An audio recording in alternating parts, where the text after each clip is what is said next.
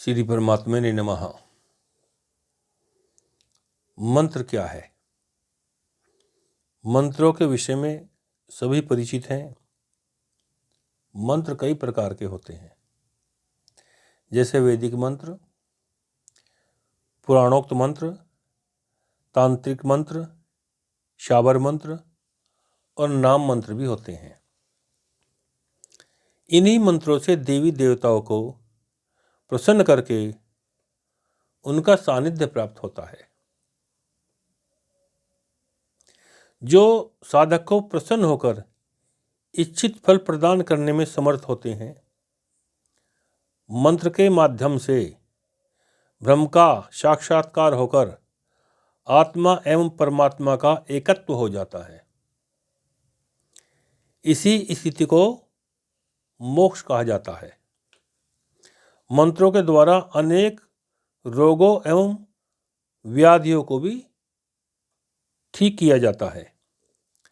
अतः संक्षेप में यह कहना अनुचित नहीं होगा कि मंत्र बल से सब कुछ साध्य है। किस साधक को कौन सा मंत्र जपना चाहिए, यह स्वेच्छा तथा गुरु पर निर्भर करता है।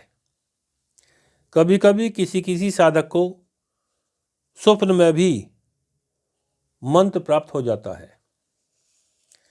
किन्हीं मंत्रों के जनन आदि 10 संस्कार भी किए जाते हैं तथा मंत्रों का ऋणी धनी विचार भी किया जाता है।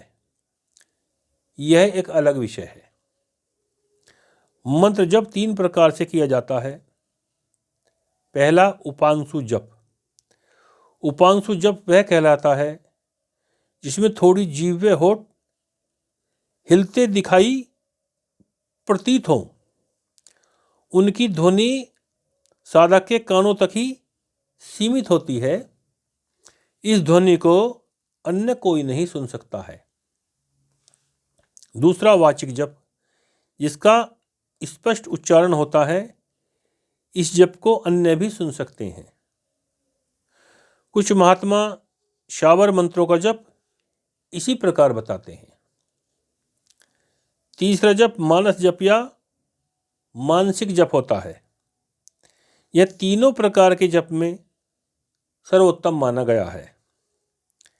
इस जप में होठ तथा जीभ भी नहीं हिलती है, अर्थात मंत्र के भावार्थ का चिंतन करते हुए मन ही मन मंत्र की आवृत्ति होती रहती है। इसके अतिरिक्त मंत्र इष्ट का ध्यान करके भी जपने का विधान है। अधिकतर साधक कहते हैं कि ध्यान नहीं लगता। ऐसा नहीं है। मानसिक जाप करते करते स्वतः ही ध्यान लग जाता है और फिर ध्यान से साधक समाधि में पहुंच जाता है। इसी से साधक को परमात्मा लीन होने में सफलता मिलती है। कामना मंत्रों को उच्चारण के द्वारा भी जपा जा सकता है। यह साधना कर्म बहुत दीर्घ काल तक किया जाता है। मंत्र की जाप संख्या भी बहुत होती है। मंत्रों के पुरुषण किए जाते हैं। पुरुषण क्या होता है, इसकी जानकारी के लिए आप गायत्री माता के महामंत्र से समझने का प्रयास करें। जैसे गायत्री मंत्र में 24 अक्षर हैं, इस प्रकार एक अक्षर पर लक्ष्य जाप माना गया है। यहाँ लक्ष्य से अभिप्राय 1.25 लाख संख्या से है, अर्थात 1.25 लाख जप 24 बार करना, अर्थात 30 लाख जप को गायत्री का एक पुरुषण माना गया है। इस प्रकार मंत्रों के कई पुरुषण किए जाते हैं। तब कहीं साधक मंत्रपूत होता है। कभी कभी साधक को पूर्व जन्म के संचित पुण्यों के आधार पर अति शीघ्र सफलता मिल जाती है, तो कभी कभी कई पुरुषण साधक के पूर्व जन्मों के संचित पापों को नष्ट करने में खर्च हो जाते हैं। घर में किया गया जब सामान्य फल देने वाला होता है, परंतु गौशाला में, नदी तट पर, समुद्र तट पर, देव सरोवर पर, पर्वत पर, सभी सिद्ध व पवित्र स्थानों पर किया गया जप उत्तरोत्तर अच्छा माना गया है तथा शिव की सन्निधि में सूर्य, गुरु, दीपक, गो, जल को समक्ष जप करने में श्रेष्ठ माना गया है।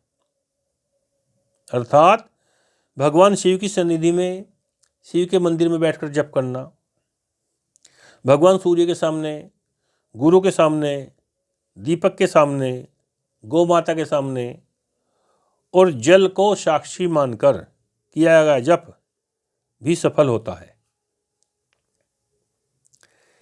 जप की सफलता के लिए आहार विहार, आसन माला, यमादि नियमों का पालन अनिवार्य होता है। मंत्रे तीर्थे द्विजे देवे देवज्ञे भेषजे गुरो यादृशी भावना यस्य सिद्धिर्भवति तादृशी। अर्थात मंत्र, तीर्थ, ब्राह्मण, देवता, ज्योतिषी, औषधि तथा गुरु में जिसकी जैसी भावना होती है उसे वैसी ही सिद्धि मिलती है। अतः साधक को अडिग विश्वास के साथ जप में नियम पूर्वक लगे रहना चाहिए तथा जप संख्या का विचार भी मन से निकाल दे। अर्थात जप अधिक से अधिक करना चाहिए। जिस संख्या को अधिक कहा गया है उससे भी अधिक जप करना चाहिए। मंत्रों के विषय में जानकारी प्राप्त करने के लिए शास्त्रों, पुराणों का स्वाध्याय भी करते रहना चाहिए। स्वाध्याय करते समय कुछ ऐसे भी विषय होते हैं जो आपकी समझ से परे होते हैं, परंतु जप करते करते और स्वाध्याय करते करते बहुत सारी अज्ञान की गुच्छियाँ स्वतः ही सुलझ जाती हैं। इस प्रकार मंत्रों का जाप करना चाहिए। से धन्यवाद।